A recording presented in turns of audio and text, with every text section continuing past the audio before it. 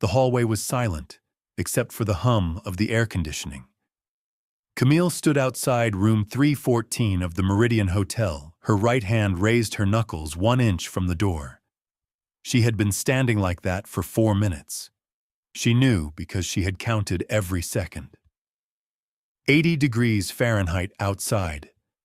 But in here, in this carpeted corridor with its dim gold lighting, she was cold all the way through. She could hear 2 voices behind the door. One was her husband's. Low. Familiar.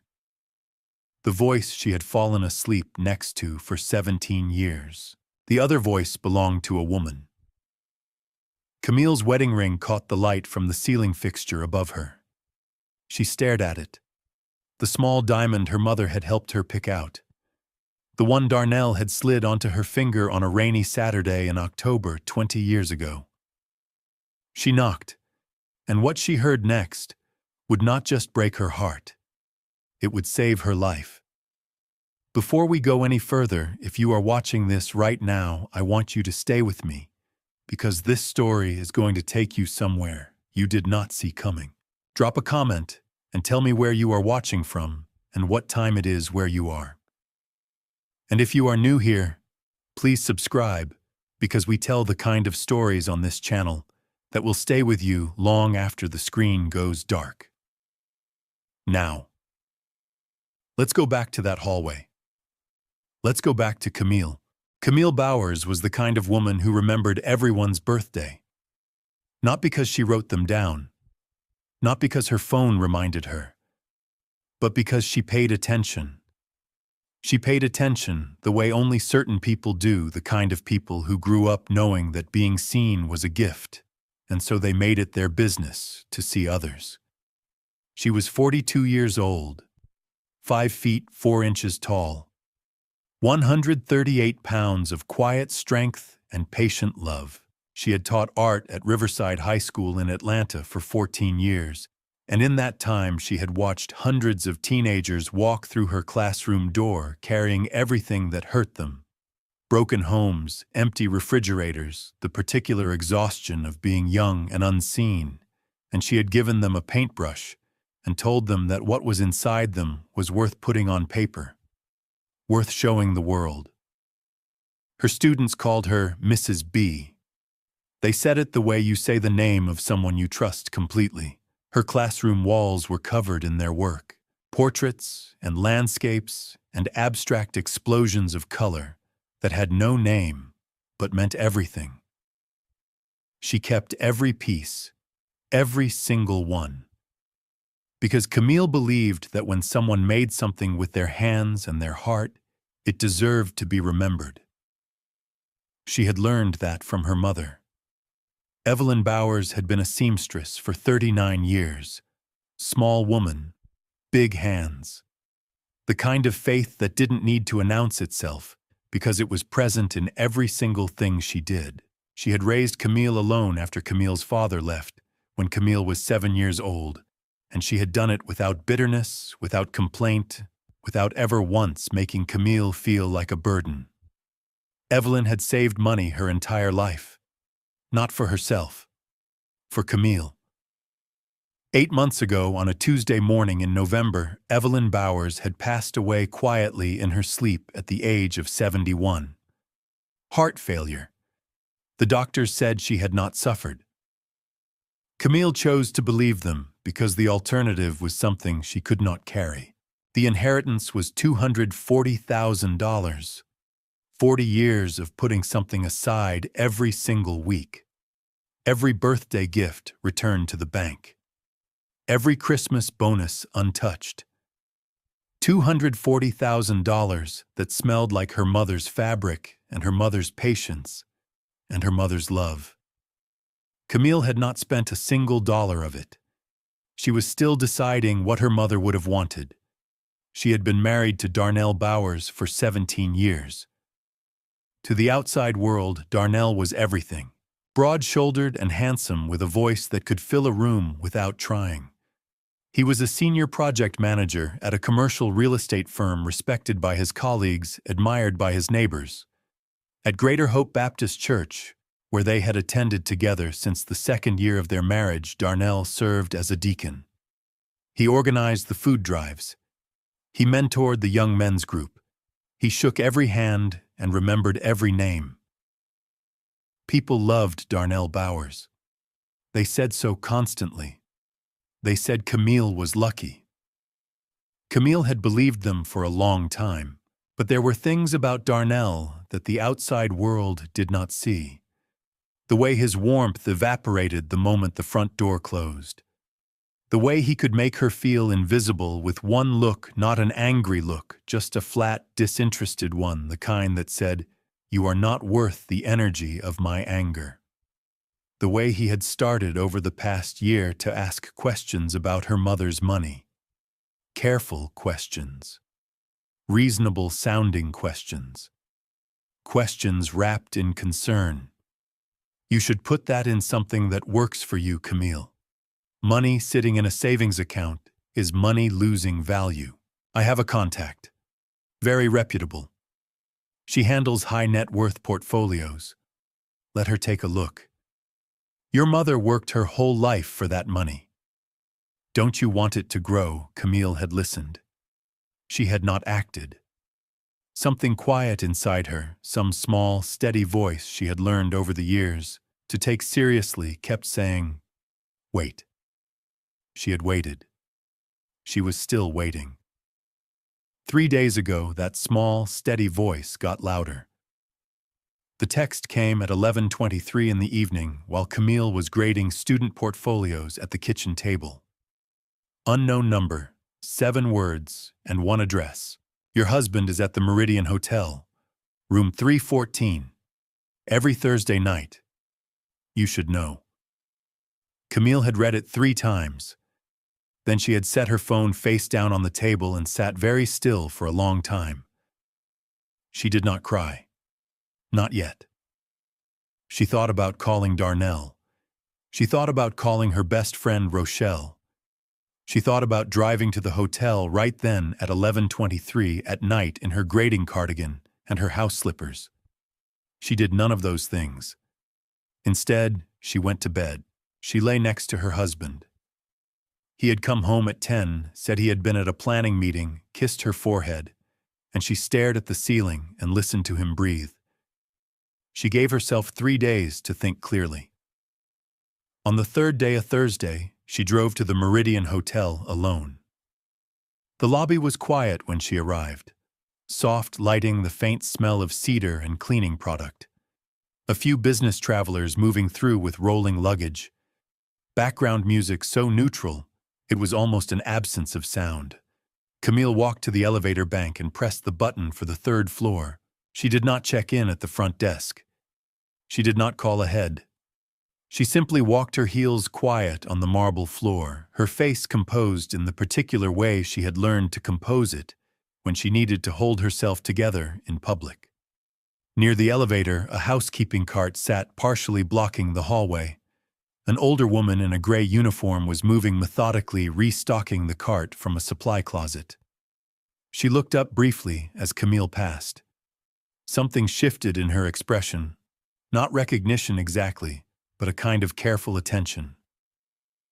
The name tag on her uniform read Nadia. Camille did not notice. She was already thinking about room 314. The elevator doors opened. She stepped inside. The doors closed behind her. She was alone. Her hands were shaking. The elevator doors opened on the 3rd floor, and somewhere down that long, quiet hallway, she could already hear music playing softly behind a closed door. The music was soft. Jazz, maybe. Or something that wanted to be jazz, the kind of background sound you play when you want a room to feel relaxed, professional, unhurried. Camille walked slowly down the hallway toward room 314. Her heels made no sound on the carpet. The corridor was empty. Wall sconces cast warm amber light at even intervals, and the shadows between them were long and still. She counted the doors as she passed them. 308, 310, 312. She stopped outside 314. The music was clearer now, and underneath it, voices. 2 of them. She recognized one immediately. Darnell's voice had a particular register when he was being persuasive, lower than his normal speaking voice, deliberate, each word placed carefully like furniture in a room he was trying to make comfortable. She had heard that voice used on church members, on colleagues, on their neighbors, when there was something he wanted them to agree to. She had heard it used on her. The other voice was a woman's, quick and precise, professional. Not flirtatious, not the voice of intimacy. The voice of business, of transaction. Camille pressed her ear lightly against the door. She heard Darnell say, "The notary confirmed. We're good." She heard the woman say something she couldn't quite catch. Numbers, maybe, a string of them. Then Darnell laughed low and satisfied and said, "She won't even know until it's done." The cold that had been sitting in Camille's chest since the elevator now spread outward through her whole body. Her fingers went numb. Her breathing went shallow. She won't even know. She knocked. Silence on the other side. Immediate, total silence. The music kept playing, but the voices stopped the way voices stop when people are deciding very quickly what to do next. Then shuffling. Movement. The distinct sound of papers being gathered. Camille stood straight. She smoothed the front of her jacket with both hands. She made her face into the expression she used when she was called into the principal's office about a student she was going to fight for, composed, present, ready. The door opened. Darnell stood in the doorway in a white dress shirt, top button open, no jacket. He looked for just a fraction of a second, like a man who had been caught. Then that fraction of a second passed, and he became Darnell again, warm eyes, easy posture, the faint beginning of a smile. Camille. He said her name the way you say the name of someone you are pleased to see. Completely natural. Completely controlled. "What are you doing here, baby?" Camille looked past his shoulder. The room was a standard hotel suite. A king bed undisturbed. A sitting area near the window, 2 chairs, a coffee table, a floor lamp throwing soft light. On the desk against the wall, a laptop was open, its screen casting a blue-white glow. Beside the laptop, a glass of red wine. And spread across the desk in neat arrangement, several documents. Folders. Papers with dense text and signature lines. A woman sat at the desk. She had turned in her chair to face the door, and she was watching Camille with an expression of practiced calm. 38, maybe. Sharp features, natural hair pulled back, wearing a blazer over a silk blouse. Poised.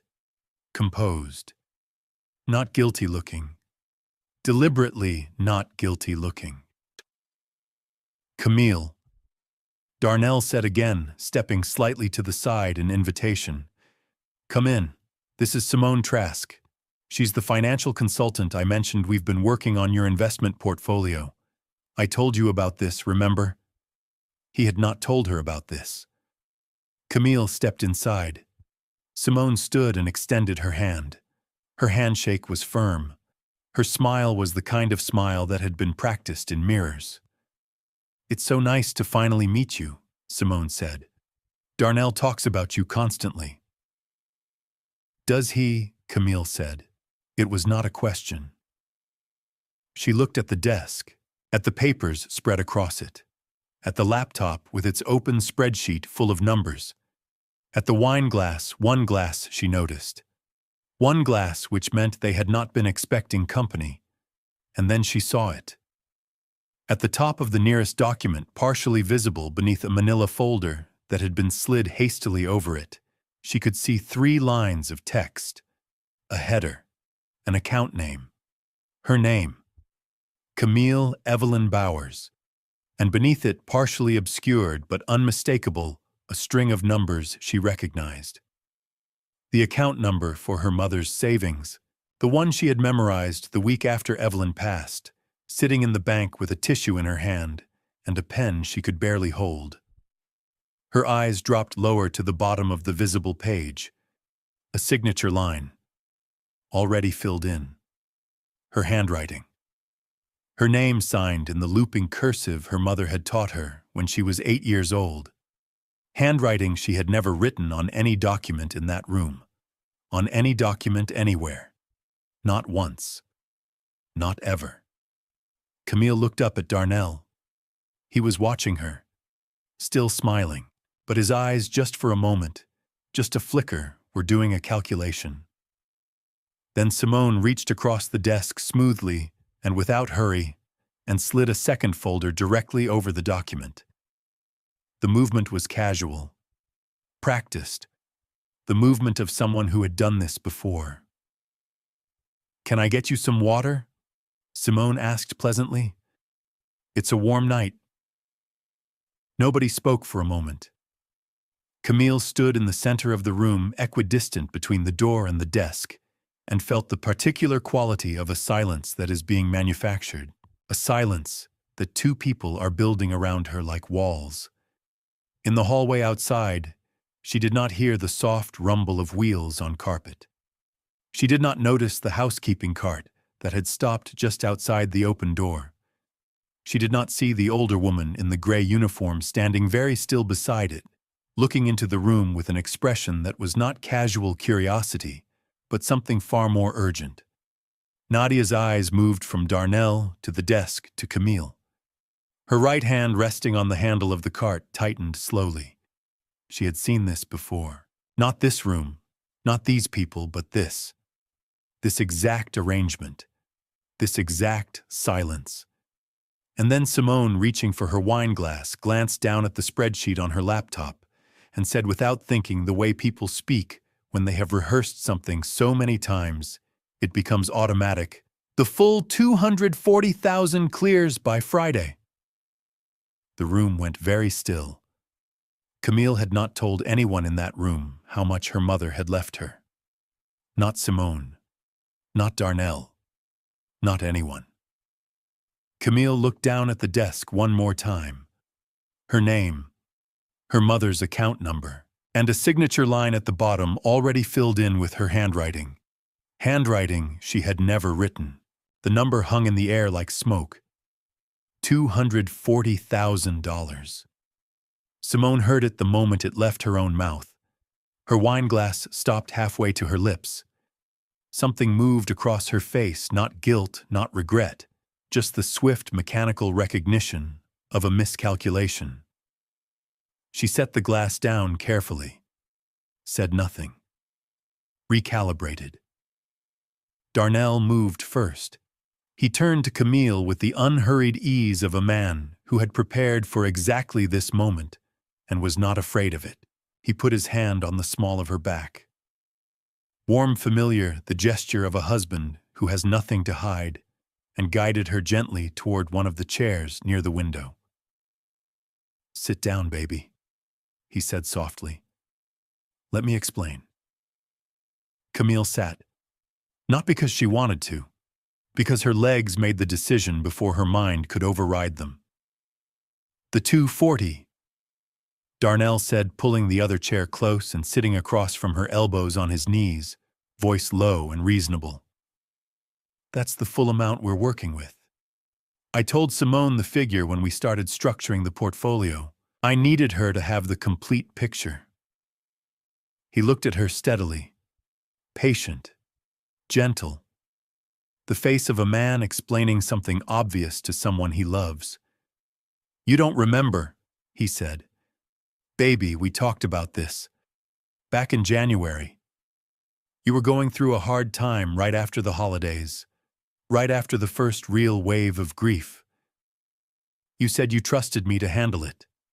You signed the initial authorization form at the kitchen table. You had a cup of tea. You were wearing your mother's cardigan." He said it all without blinking. Camille stared at him. January. The holidays. The grief.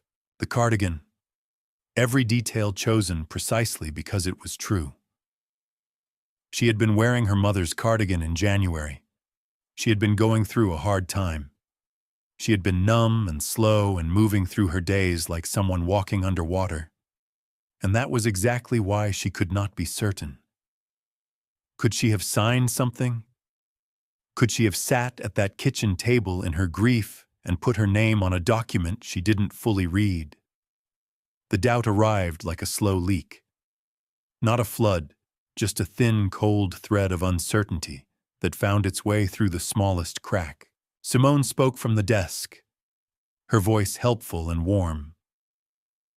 "Camille, I completely understand this feels strange. Walking in and seeing all of this, I'd be unsettled too. But I want you to know that everything Darnell has done here has been in your best interest. The structure we've built for this portfolio is conservative, protected. Your principal is completely secure." She smiled. The smile of a woman who has been trusted by many people and knows exactly how to maintain that trust. "Darnell just wants your mother's gift to grow," Simone added. "That's all this is." Nobody spoke for a moment. The jazz kept playing from somewhere, a small Bluetooth speaker on the nightstand Camille noticed now. Soft trumpet. A lazy, unhurried melody that made everything feel calm and reasonable and fine. She looked at Darnell. He reached out and took her hand. His hand was warm, steady. Not a hand that shook. Not a hand that betrayed anything. "I should have told you we were meeting tonight," he said. "That's on me.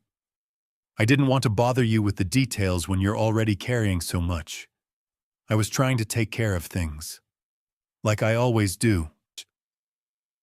The last sentence was quiet, almost gentle. But Camille had been married to this man for 17 years, and she knew the weight that lived inside the words, "like I always do." It was not a statement of love. It was a reminder, a small, precise placement of guilt. "I do things for you. I carry things for you. And this is what I get." She felt the familiar pull of it, the old gravity. She left 20 minutes later. Darnell walked her to the elevator, hand on her back the entire way. He kissed her cheek at the elevator doors. Told her he would be home by 10. Told her not to worry. The elevator doors closed. Camille stood inside the small mirrored box and looked at her own reflection and did not recognize the expression on her face. In the parking lot, she sat in her car for a long time without starting the engine. The Atlanta night was warm and thick around her. Somewhere across the lot, a couple was laughing as they walked toward the hotel entrance. Normal sounds. Normal world. She cried. Not the dramatic heaving kind. The quiet kind. The kind that comes when something inside you already knows the truth, but your mind is still fighting to protect you from it.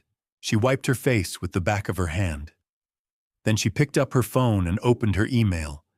She searched every folder, inbox, sent, drafts, archives. She searched for the words investment portfolio authorization transfer. She searched for Simone Trask's name. She searched for the name of any financial institution. Nothing. She went further. She opened the shared folder she and Darnell used for household documents, insurance policies, the mortgage tax returns. She scrolled back to January, February, March. Nothing. No authorization form, no investment agreement, no record of any conversation about her mother's money beyond Darnell's casual suggestions at the dinner table. She sat with that for a long time. Then she drove home. Darnell came home at 10 as promised. He brought her favorite takeout jerk chicken from the place on Cascade Road, the one her mother had loved too. He set it on the kitchen counter and called her name in that warm, caring voice, and she came downstairs, and they ate together at the kitchen table like they had done 1,000 times before. After dinner, she went upstairs to the bedroom they had shared for 17 years and opened the closet. On the top shelf behind a box of winter scarves was a shoebox. Inside the shoebox was a small envelope her mother had given her the week before she passed. For Camille, for when she needs to remember who she is. Inside the envelope was a photograph. Camille at 9 years old, standing in front of a painting she had made in school, bright wild colors, completely fearless, and a handwritten note in her mother's careful script. You always knew what was true, baby. Trust that. Camille sat on the edge of the bed with the photograph in her hands for a long time. She was not numb anymore. She was thinking. Meanwhile, back in room 314, the music had been turned off. Darnell's voice was low and careful through the phone. She almost saw it. Simone's answer came without pause. Almost isn't saw. We finished the transfer by Friday. Stop worrying. A silence. Then, Friday. That was 2 days away. And Camille didn't even know what she was about to lose. The next morning came in slow and gray. Camille was already awake when the sun rose. She had not slept more than 2 hours. She lay on her side of the bed, her side always her side, the left side closest to the window, and listened to Darnell breathe beside her with the steady, untroubled rhythm of a man with a clean conscience. She studied the ceiling until the room turned from dark to gray to pale gold. Then she got up, went downstairs, made coffee, and sat at the kitchen table with her mother's photograph in front of her. You always knew what was true, baby. Trust that. She was still sitting there at 7:43 in the morning when her phone rang. Unknown number. She almost let it go to voicemail. Her thumb hovered over the screen. Something made her answer. Hello. A pause. The sound of a space that was not quite silent, background noise, distant and institutional. The hum of a cart. A door closing somewhere. Then a woman's voice. Older. Careful. The voice of someone who had rehearsed what she was going to say and was still not sure she should say it. Is this Camille Bowers? Yes, Camille said. Who is this? Another pause, longer this time. My name is Nadia Okafor. I work at the Meridian Hotel. I was on duty last night when you came in. A breath. I almost didn't call. I want you to know that. I almost didn't call because it's not my business and I don't want any trouble, but She stopped. Camille sat very still.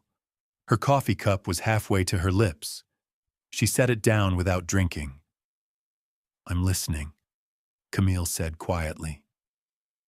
Nadia spoke slowly at first, choosing each word the way you choose each step on ground you're not sure will hold. She had been working the Thursday night shift at the Meridian for 11 years. She knew the hotel the way you know a place you have spent more time in than your own living room, every corridor, every corner, every pattern of guests and behavior that was ordinary, and every pattern that was not. Darnell Bowers had not been ordinary. He had been coming to room 314 every Thursday night for 3 months. Always the same room. Always the same woman. Always with the door slightly open for the first hour. She had noticed that, had assumed it was because of the heat, had thought nothing of it the first 2 or 3 times. Then, one Thursday night 6 weeks ago, she had been restocking the supply closet at the end of the 3rd floor hallway, and she had heard them through the open door. Not music. Not conversation. Planning. She heard a woman's voice reading numbers aloud, long strings of numbers, account numbers, routing numbers, the particular cadence of financial information being confirmed, digit by digit. She heard a man's voice, Darnell's voice, responding with affirmations. Good. Good. And the notary. She heard the word transfer more than once. She heard the phrase, she won't contest it if she thinks she signed it herself. Nadia had stopped moving, had stood completely still in the doorway of that supply closet, with a stack of folded towels in her arms, and listened. She was not a financial expert. She was not a lawyer. She did not understand every word of what she heard. But she understood enough. She had grown up understanding enough. She had spent 61 years in a world that did not always extend her the courtesy of full explanations, and she had learned to read the shape of a thing even when she couldn't see all the details. The shape of what she heard was wrong, so she had done something she had never done in 11 years on the job. She had taken out her phone, the old one, the one her daughter kept trying to get her to upgrade, and she had pressed record. She had recorded 4 minutes and 17 seconds of what she heard through that open door. "I have it on my phone," Nadia said. I didn't know what to do with it. I thought about going to the manager, but then I thought, what would I say? What proof do I have that anything is wrong? I'm just a housekeeper. They'd say I misunderstood. Camille's hand was pressed flat against the kitchen table, pressing down like she needed to feel something solid beneath her. "Why are you calling me?" Camille asked. Her voice was steady. Remarkable, she thought distantly, how steady her voice was. A pause. "Because I remember you," Nadia said. Camille waited. 3 years ago. The school supply drive at Riverside High. I was there with my granddaughter Zoe. She was 9. She loved art, but we couldn't afford the supplies for the class project. And her teacher had said, Nadia stopped, collected herself. "You were the one organizing it. You didn't know us. We weren't even from that school district. Zoe just walked up to your table because she saw the colored pencils. And you looked at her, and you didn't ask any questions. You just packed up a whole box. Professional grade supplies. You said I remember exactly what you said. You said art doesn't wait for the right time. Take these and make something beautiful." Silence. Camille remembered. She didn't remember the faces. She had given out dozens of boxes that day, but she remembered saying those words. She said them every year. "Zoe still has those pencils," Nadia said. Her voice had gone quiet. "She uses them every day." Camille closed her eyes. The tears came now. Not the quiet kind from the parking lot last night. Something older and deeper. The kind that comes when someone shows you that a kindness you gave away without thinking has been living somewhere quietly all this time. She pressed her fingers to her mouth. "How much?" she finally whispered. Nadia's answer was immediate, like she had been carrying the number and needed to put it down. $240,000. I heard them say it more than once. They have it scheduled to transfer to an offshore account. I heard the name of the bank. I heard the routing number. Your husband read it back to the woman twice to make sure she had it right. The kitchen was absolutely silent. Camille sat with that number in the silence of her mother's kitchen. The kitchen where Evelyn had taught her to make biscuits, where they had sat together on Sunday mornings with coffee and gospel music, playing low on the radio, where her mother had pressed that small envelope into her hands and told her to remember who she was. $240,000. Her mother's entire life. 40 years of putting something aside every single week, already walking out the door. And her husband was the one holding it open.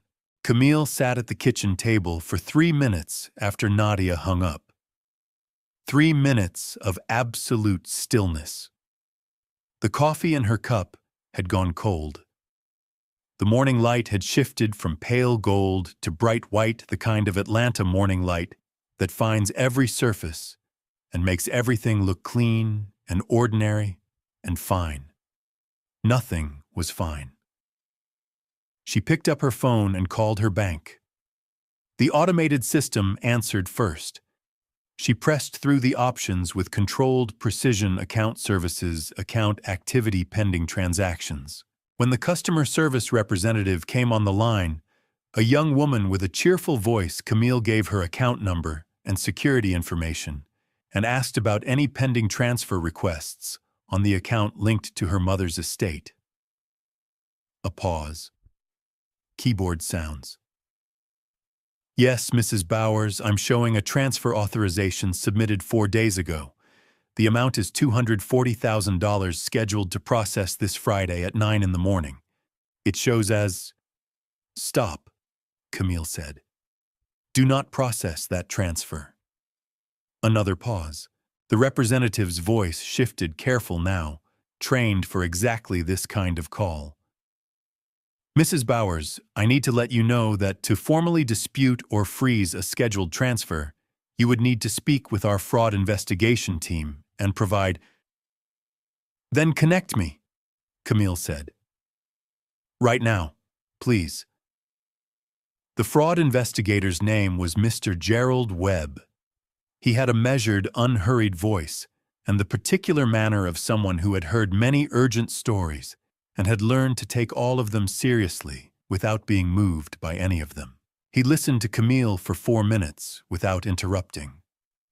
Then he said, Mrs. Bowers, what you're describing, a transfer authorization bearing your signature that you have no memory of signing, is consistent with a pattern we take very seriously. I want to help you. But to freeze this transfer before Friday, I need documented evidence of fraud. Specifically, I need something that demonstrates the authorization was obtained without your genuine consent. Camille thought of Nadia's phone, of 4 minutes and 17 seconds of recording. I may have that, she said. How quickly do I need to get it to you? The transfer is scheduled for 9 Friday morning, Mr. Webb said. I would need the documentation by end of business Thursday. That gives you 1 day, Camille said. Yes, ma'am, 1 day. She hung up and immediately called Nadia back. Nadia answered on the second ring like she had been holding the phone. I need the recording, Camille said. I need you to send it to me. Today, if possible. A silence, longer than the ones before. Camille understood that silence. Nadia was 61 years old, and she worked a job she needed, and she had already done something brave by making that call. And now she was being asked to do something braver still, to put her name on it. To step from the shadow of I saw something into the light of I will say so. Nadia, Camille said gently, I know what I'm asking. I know it's not small. It's not that I'm afraid for myself, Nadia said slowly. It's Zoe. She lives with me. If I lose this job... I have a lawyer, Camille said. A good one. Her name is Yvonne. She will make sure you are protected. I promise you that. Whatever it costs, I will make sure you are protected. A long breath on the other end of the line. That man comes in every Thursday, Nadia said quietly, smiling at the front desk staff, tipping the valets, acting like a good man. A pause. I've been watching him do it for 3 months, every Thursday, smiling like that. I know, Camille said. All right, Nadia said. All right, I'll send it. Her hands were shaking as she typed the message. Camille could feel it somehow across the distance between them, the particular trembling of someone doing the right thing at personal cost. The recording arrived 4 minutes later. Camille called Yvonne Simmons at 10:15 in the morning. Yvonne had been Camille's college roommate at Spelman for 2 years, before transferring to pre-law and eventually becoming one of the sharper financial fraud attorneys in Atlanta. She was direct, precise, and allergic to injustice in the particular way that made her very good at her job. Camille told her everything, from the anonymous text to the hotel room to Simone's careless number to Nadia's recording. She spoke without stopping, without crying, laying each fact down in order the way she arranged her students' artwork on the walls deliberately, so the whole picture could be seen. Yvonne was quiet for a long moment after Camille finished. Send me the recording, she said. Camille sent it. 2 minutes passed. Then Yvonne came back on the line and her voice had changed. It had acquired the particular quality of someone who has just seen exactly what she needed to see. Camille. His voice is clear. Her voice is clearer. She reads the routing number twice and he confirms it both times. And at the 2-minute and 40-second mark he says, and I am quoting, "The signature on the transfer form looks good. She signs her name the same way every time, makes it easy." The kitchen was very silent. "That's forgery," Yvonne said. "That's fraud, and that's conspiracy. I'm calling Gerald Webb at the bank right now, and I'm also calling someone else. There's a financial crimes investigator I work with at the state level. We can have this flagged before close of business today." "What are the chances of getting the money back?" Camille asked. "The transfer hasn't cleared yet. If we freeze it today, very good. If we can trace the offshore account, and with the routing number on that recording, we have a strong start, very good." A pause. "Camille, who else has he done this to?" The question landed somewhere deep. "I don't know yet," Camille said. "Find out if you can," Yvonne said. "The more of a pattern we can establish, the stronger the case. I'll call you back within 2 hours." That evening, Darnell came home at 6:30. He brought her favorite takeout again, jerk chicken, extra rice, the sweet plantains she loved. He set the bags on the counter and called her name in that warm, carrying voice, and she came downstairs in her cardigan and her house slippers, and they sat together at the kitchen table. He was perfect, relaxed and warm and attentive, asking about her students, telling a story about something funny that had happened at work, refilling her water glass without being asked. The performance was masterful.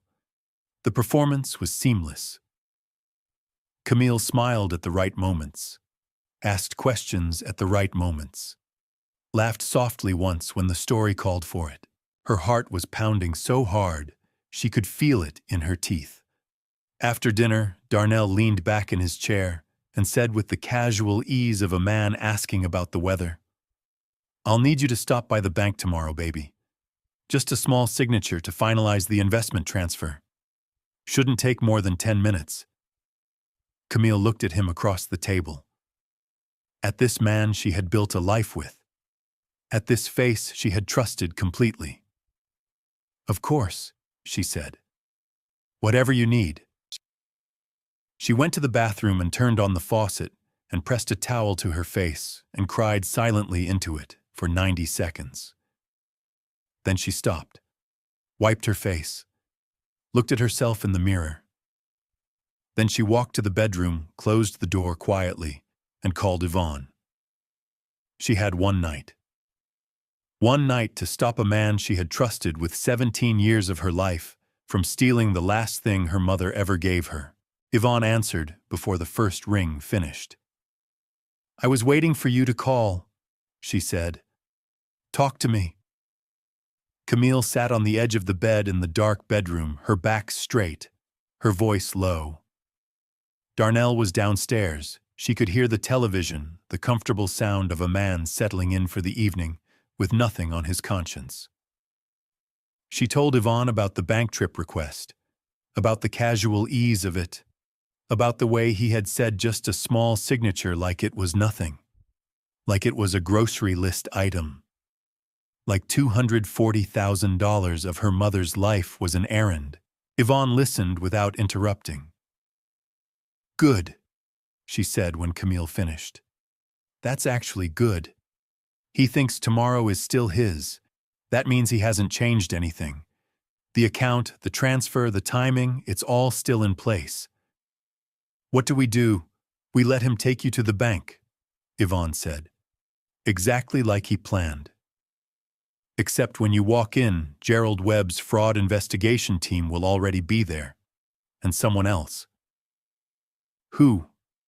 "I spent the afternoon making calls," Yvonne said. "There is a financial crimes investigator with the state attorney's office named Dominique Reeves. She has been building a case for 8 months on a scheme involving forged transfer authorizations, targeting recently bereaved account holders, specifically women who have recently inherited money and are in an active grief period, vulnerable, distracted, trusting. Camille closed her eyes. She has 2 prior victims documented, Yvonne continued. Both cases stalled because neither woman had hard evidence, just their word against a very smooth operator and a very good forged signature. A pause. Camille, one of those women is named Tanya Prescott. Her husband was Darnell's colleague at the firm 4 years ago. She lost $180,000. She never recovered it. She was too ashamed to pursue it publicly. The bedroom was very silent. Camille thought about Tanya Prescott, a woman she had never met. A woman sitting somewhere in this city carrying $180,000 of shame that did not belong to her. I want to call her, Camille said. I thought you might, Yvonne said. I'll get you her number. She called Tanya at 11:15 that night, long after Darnell had come upstairs, kissed her forehead, and fallen into his untroubled sleep. Camille sat in the small bathroom with the door locked and the faucet running softly and the phone pressed to her ear. Tanya answered on the 3rd ring. Her voice was cautious, the voice of a woman who had learned to be careful with unknown callers. My name is Camille Bowers, Camille said quietly. I think my husband did to me what your husband's colleague did to you. A silence so long and so complete that Camille thought the call had dropped. Then Tanya said, barely above a whisper, How did you find me? A lawyer named Yvonne Simmons. She says there is a state investigator building a case. She says your testimony could help close it. Camille paused. I know I'm a stranger calling you in the middle of the night. I know what I'm asking isn't small. But Tanya, I have a recording. His voice. Her voice. The account numbers. All of it. I have what you didn't have. Another long silence. When Tanya spoke again, her voice had changed. Something in it had loosened, the particular loosening of a weight that has been carried alone for too long. I've been waiting 4 years, Tanya said, for someone to call me and say those words. They stayed on the phone for 40 minutes. Tanya told her everything, the same slow, careful manipulation, the same grief window exploited the same forged signature, the same offshore account structure.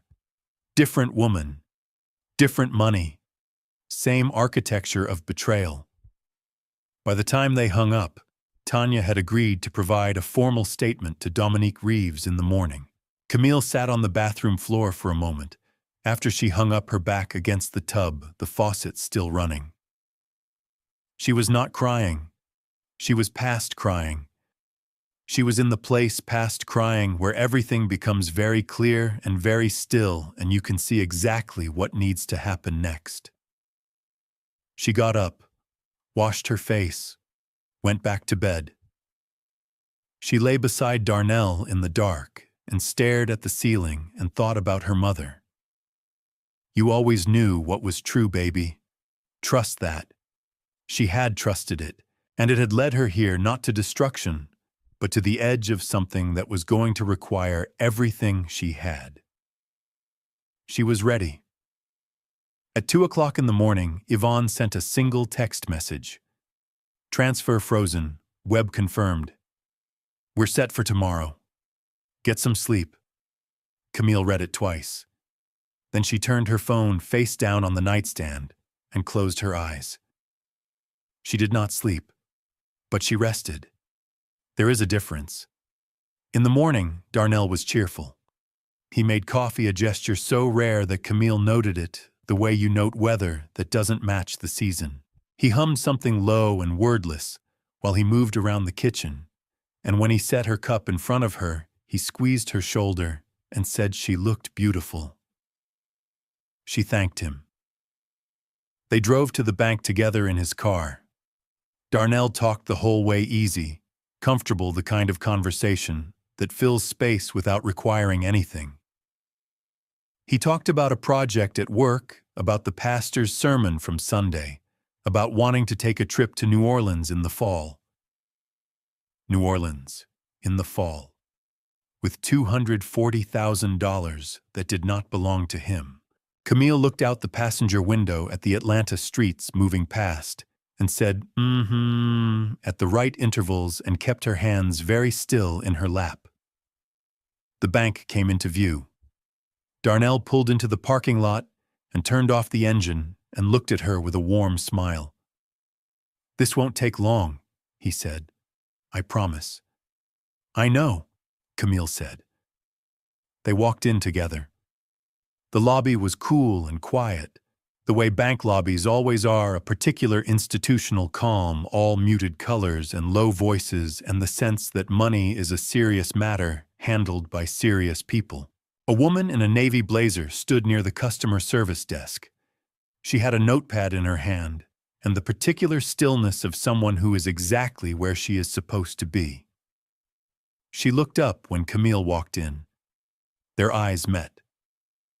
Investigator Dominique Reeves gave one small, barely perceptible nod. Camille looked at Darnell beside her, this man with his warm smile and his easy posture, and his 17 years of carefully constructed performance, and felt something she had not expected to feel in that moment. Not anger, not satisfaction. Grief. Clean and final. The grief of a door closing on something that had once been real, even if it had not stayed that way. Then she exhaled, and she walked forward. Darnell looked at the woman in the navy blazer, and then at the man beside her, Gerald Webb, whom he did not recognize, and then at the second door opening to his left, where a uniformed officer was stepping quietly into the lobby. The mask came completely off. What was underneath was not rage.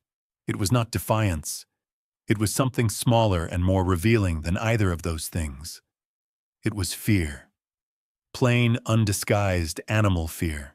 And Camille saw it fully, and understood in that moment that she had never truly been seen by this man, but she had finally completely seen him.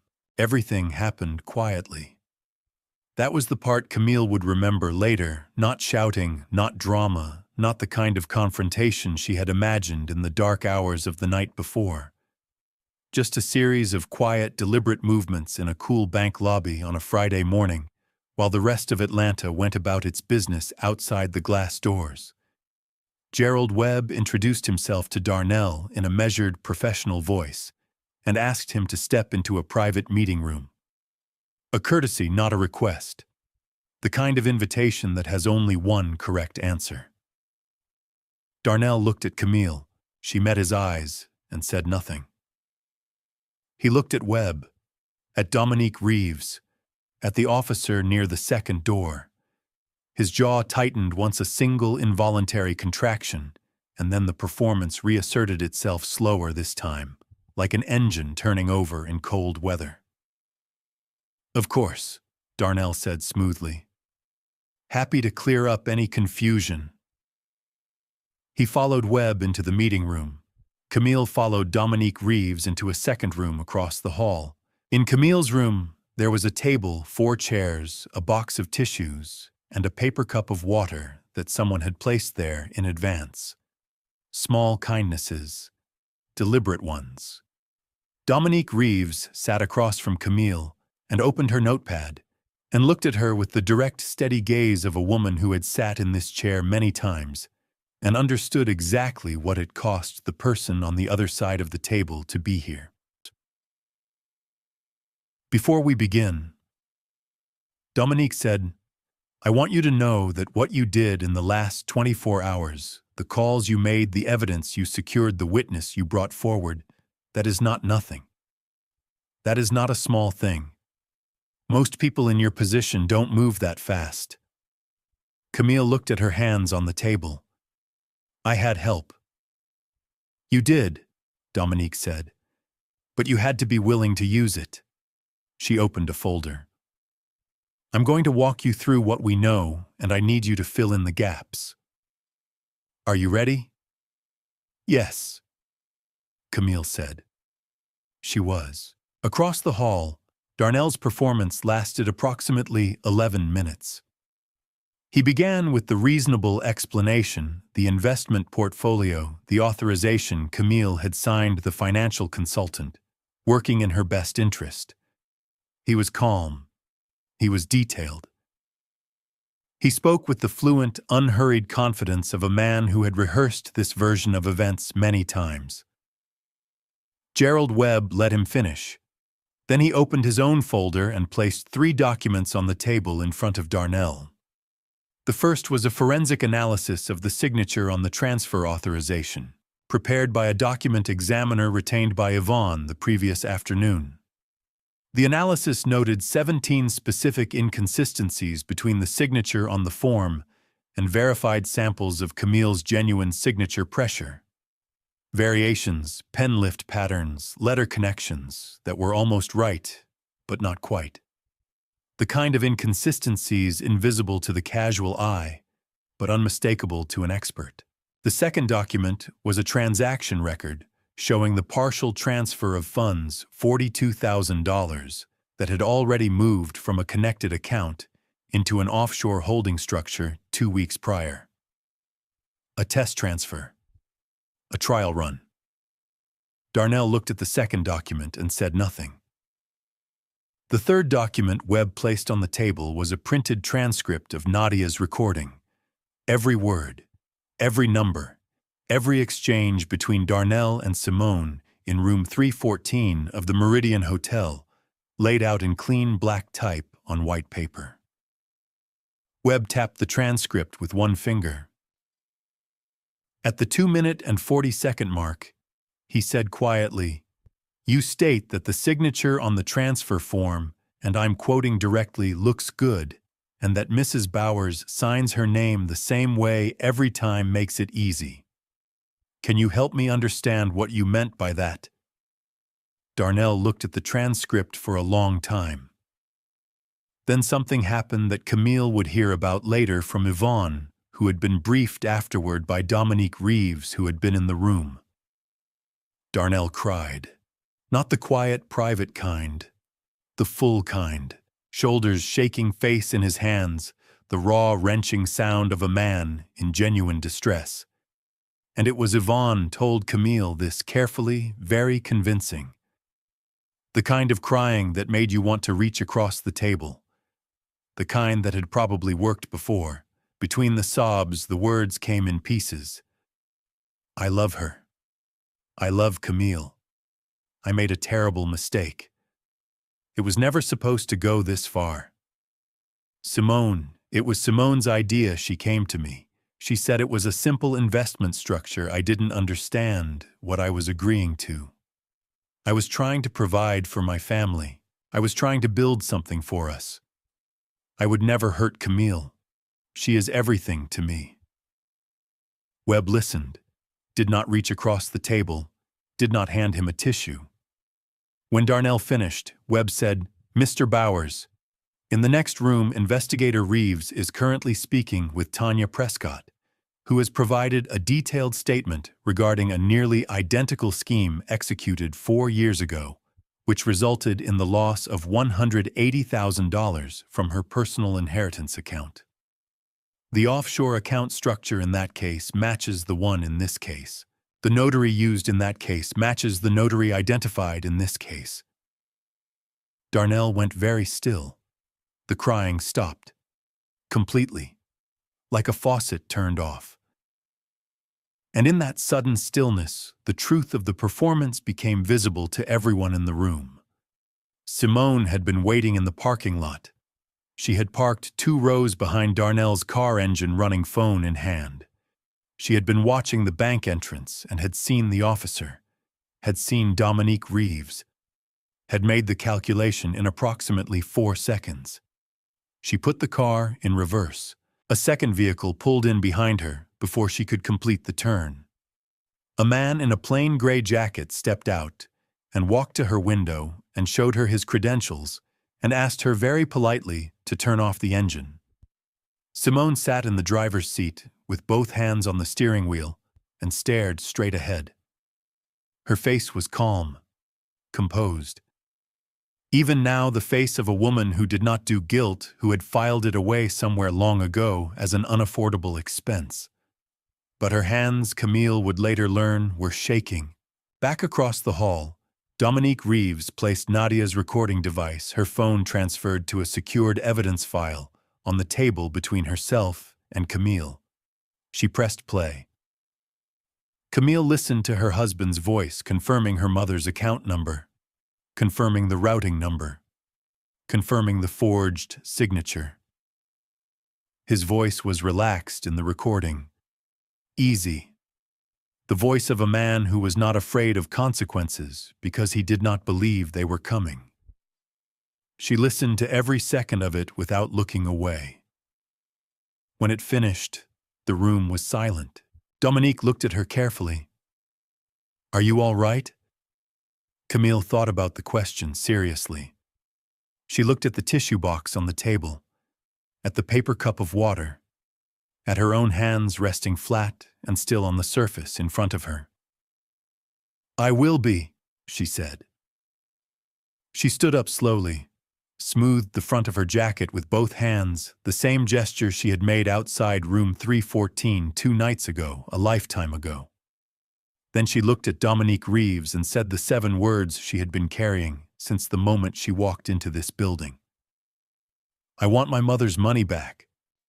Everyone in that room heard them, and nobody in that room had a single doubt that she would get it. The charges were filed by end-of-day Friday. Yvonne called Camille at 4:58 in the afternoon, 17 minutes before the close of business, and read them aloud in the careful, precise voice she used when she wanted to make sure every word landed exactly where it was supposed to. Financial fraud. Forgery of a legal document. Conspiracy to commit wire fraud. Unauthorized transfer of funds. And because of Tanya Prescott's statement connecting the 2 cases, a pattern of fraudulent activity charge that elevated the entire matter from a single incident to a prosecutable scheme. Darnell Bowers and Simone Trask were both taken in for formal processing Friday afternoon. Camille was in her classroom when Yvonne called. She had gone to work because she did not know what else to do with her body and her hands, and standing in front of her students with a paintbrush felt more like herself than sitting in an empty house waiting for the phone to ring. She had told her students it was a free workday. She had sat at her desk and watched them paint, and let the ordinary sounds of the room, the soft scratch of brushes, the quiet music one student always played from her phone, the occasional murmur of conversation hold her together like a frame holds a canvas. When Yvonne finished reading the charges, Camille was quiet for a moment. "The money?" she asked. "The full transfer was frozen before it cleared," Yvonne said. "The $42,000 from the test transfer 2 weeks ago is in the process of being traced and recovered. Dominique's office has the offshore account flagged with an international financial crimes unit. It will take time, months possibly, but Camille, the evidence is airtight. You will get it back. All of it." Camille exhaled.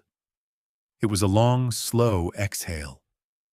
The kind that carries something out of the body that has been sitting there for too long. "All of it," she repeated quietly. "Every dollar your mother saved," Yvonne said. "Every single one." Word traveled the way word always travels in a community that has known someone for a long time, fast and in every direction at once. By Saturday morning, people were talking. By Sunday, the talking had reached Greater Hope Baptist Church, which was the place it mattered most and hurt the deepest, because Greater Hope was where Darnell had built the most careful version of himself. Camille did not go to church that Sunday. She stayed home, made her mother's biscuit recipe from the handwritten card in the kitchen drawer, and sat at the table with coffee in the quiet. But Rochelle went.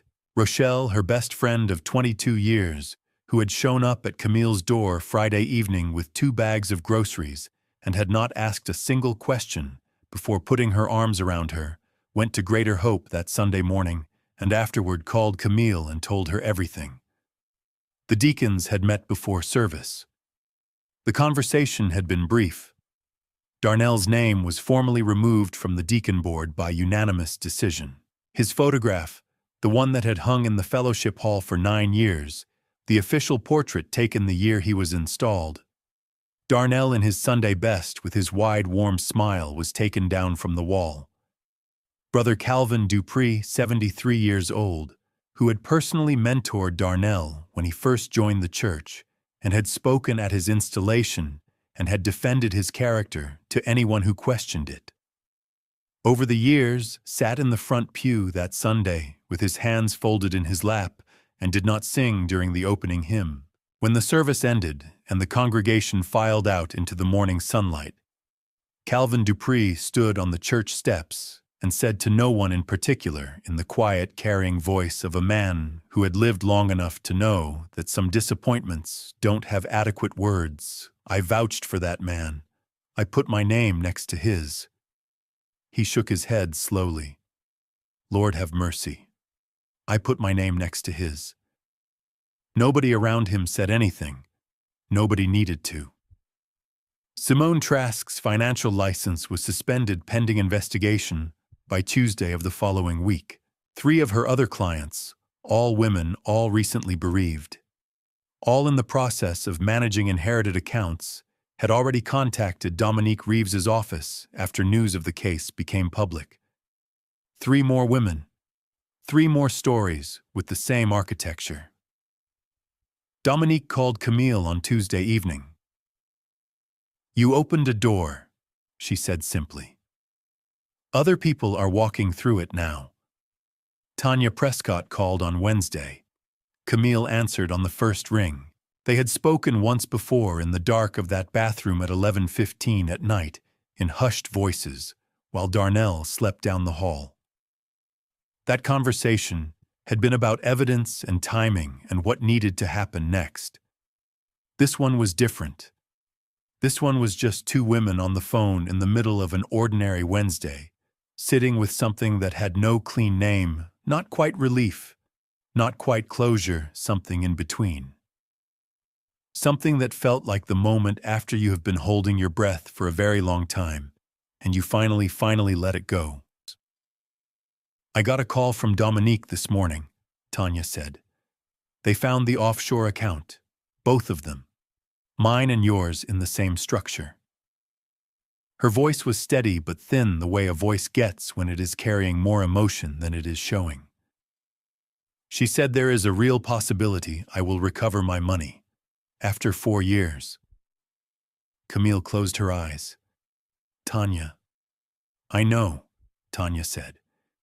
And then she was crying the quiet kind, the real kind, and Camille sat with her in it and let her cry, and did not try to fill the silence with words, because some silences don't need filling. After a while, Tanya said, "How did you move so fast? How did you know what to do?" Camille thought about it honestly. "I had a lawyer," she said, "and I had a housekeeper who remembered a box of colored pencils." She paused. "And I had my mother's voice in my head, telling me to trust what I knew was true." Tanya was quiet for a moment. "Then, your mother sounds like she was something else." "She was everything," Camille said. The community meeting was held the following Thursday evening at the neighborhood center on Cascade Road, a gathering organized by Dominique Reeves's office to brief the community on the case and its broader implications. About 60 people attended. Camille sat in the 3rd row with Rochelle on one side and Yvonne on the other. Near the end of the meeting, Dominique Reeves paused in her remarks and looked toward the back of the room. "There is someone here tonight," she said, "who I want to recognize. Because without her, none of what I've told you this evening would have been possible. She is not a lawyer. She is not an investigator. She works the Thursday night shift at the Meridian Hotel, and she did something that a lot of people would not have done. She paid attention, she acted on what she saw, and she trusted that doing the right thing was worth the risk. She looked directly at Nadia Okafor, who was sitting in the last row in her good coat. Her hands folded in her lap, her expression caught somewhere between dignity and acute discomfort at being seen. "Nadia," Dominique said. "Thank you." The room applauded. Nadia sat very straight and looked at her hands and shook her head slightly, the way people do when they are not accustomed to being thanked in rooms full of people. Afterward, when the meeting had ended and the room was emptying, Camille walked to the last row and sat down next to Nadia. They sat together for a moment without speaking. Then Nadia said quietly, "I just did what was right. That's all any of us can do." Camille looked at her. At this woman who had stood in a hotel hallway with a stack of folded towels and made a decision that changed everything. "How is Zoe?" Camille asked. Nadia's face opened into a smile, warm, unguarded, the smile of a grandmother who has been asked about the right thing. "She made a painting last week," Nadia said. "A big one. She used every single color in that box." Camille smiled too. "A real one. The first real one in a long time." She walked to her car, sat down, and held the steering wheel. She didn't cry. She had no more tears left for him. But she did have one more thing left to do. 6 months later, Camille moved into a new apartment on the west side of Atlanta. 3rd floor, 2 bedrooms. Big windows that faced east and caught the morning light in a way that made the whole place glow gold for the first hour after sunrise. The first thing she did after the movers left was unpack her mother's photograph, the one of 9-year-old Camille, standing in front of her fearless, colorful painting, and hang it on the wall across from the window, where the light would find it every morning. The second thing she did was set up her easel. She had not painted in years, not really painted, not the way she had as a child, not the way she had taught her students to paint, with full presence and no apology. Marriage had quietly taken that from her, the way certain relationships take things without ever announcing the taking. Small surrenders one at a time until you look up one day, and the person you used to be is standing very far away. She picked up a brush. She painted until 2 in the morning. Wild colors, no plan. Just her hand and the canvas and everything that had been waiting inside her for longer than she had known. When she finally stopped and stepped back and looked at what she had made, she thought about what she had told Zoe through Nadia, through a box of colored pencils, without ever knowing she was saying it. Art doesn't wait for the right time. Neither she understood now did living. The legal process moved forward with the steady, unglamorous momentum of institutional justice, slower than anger wants, faster than grief expects. Darnell's trial was set for the following spring. His attorney had entered a not guilty plea, but Yvonne told Camille privately that the evidence left very little room for optimism on his side. The forensic signature analysis, the recording, Tanya's statement, the offshore account records, the 3 additional victims who had come forward after Simone's license was suspended. It was, Yvonne said, the kind of case that builds its own weight. Simone Trask had accepted a plea arrangement in exchange for testimony against the notary, who had facilitated the forgeries, a man named Bernard, who had been providing fraudulent notarization services to a network of financial schemes for almost a decade. His arrest had been the quiet headline underneath the louder one, the stone that, when turned over, revealed an entire ecosystem beneath. Camille did not follow every development closely. She read what Yvonne sent her, asked the questions that mattered, and let the rest move at its own pace. She had learned in the month since that Friday morning in the bank lobby that justice and healing do not run on the same schedule, and that trying to make them match will exhaust you. She chose healing. In March, Camille used a portion of her mother's recovered funds to establish a small endowment at Riverside High School. She called it the Evelyn Bowers Art Fund. It covered supplies for every student in the art department professional grade, no compromises, and provided a small annual award for the student who demonstrated the most courageous, creative voice, regardless of technical skill. The first award went to a 15-year-old girl named Destiny, who painted large-scale portraits of her grandmother and had been using the same worn-down set of discount brushes for 2 years because her family couldn't afford better ones. When Camille handed her the award at the spring assembly, Destiny looked at it and then looked up at Camille and said, "Why me?" Camille said, "Because you painted the truth. That takes more courage than people know." On a Tuesday afternoon in April, Camille drove to the Meridian Hotel, not to the 3rd floor, not to any room. She parked in the lot and walked through the lobby to the housekeeping station near the service corridor and asked for Nadia Okafor.